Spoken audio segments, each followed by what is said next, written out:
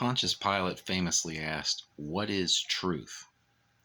Now, he may have been asking a sincere question. He may have been dismissively joking, cynically. It doesn't matter why Pilate asked that question. What does matter is it was a fair question. Over the next few videos, I'm going to present several types of truth. Truth can be categorized in a number of ways. I've categorized it in 5 different ways. First one we're going to start with is facts, factual truth. One way to look at fact and truth is that fact and truth are synonyms. They mean the same thing. But we'll see that truth is a much bigger concept than mere fact. I would even assert that if something is a fact and it's not also true in at least one other way, then that fact is completely useless. The idea of fact and truth being synonymous is appealing because it's simple.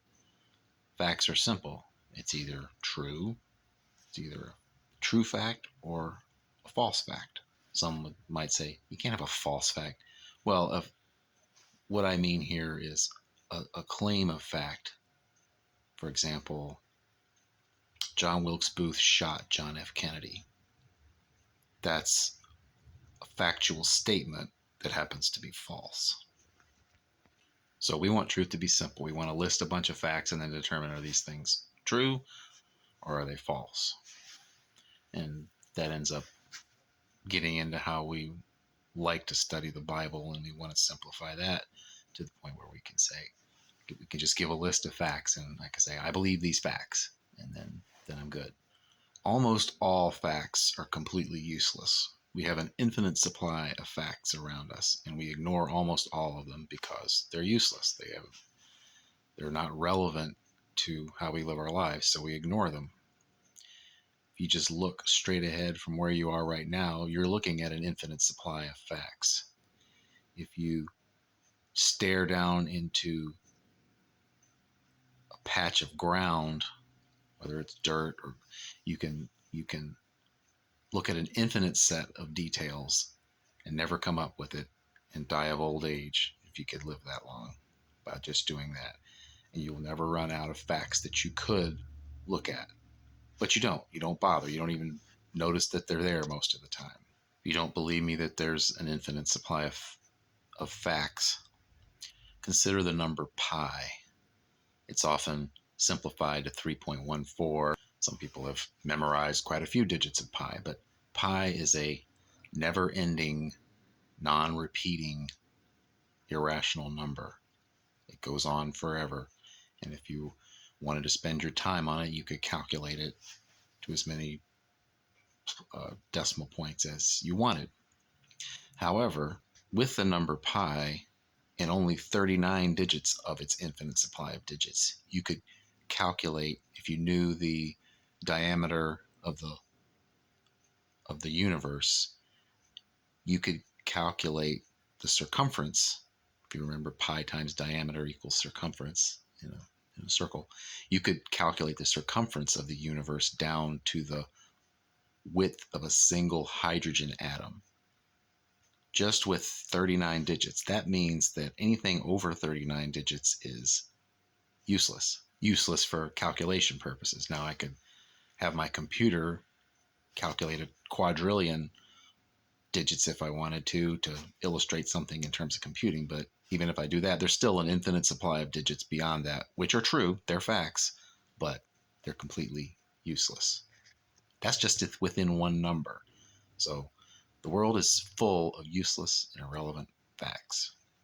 The Bible also is full of useless and irrelevant facts.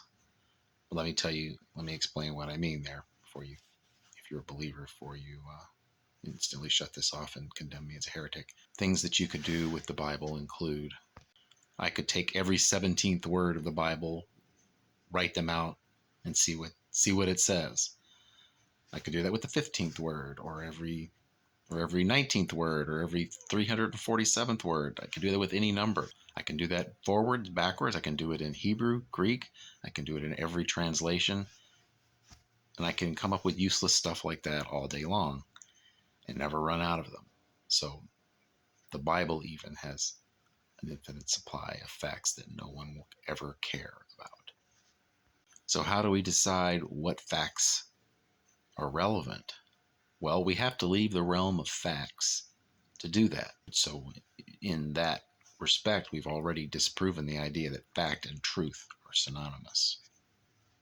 What makes a fact relevant usually is that it's useful towards proceeding towards a goal that we value.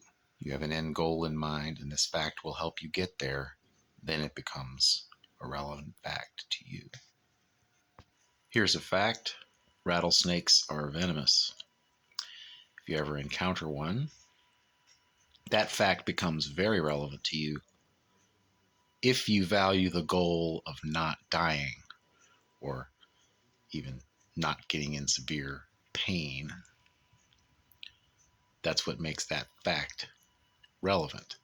Now you can say, it's a fact that I don't want to die, but it isn't facts that made me have that goal in the first place.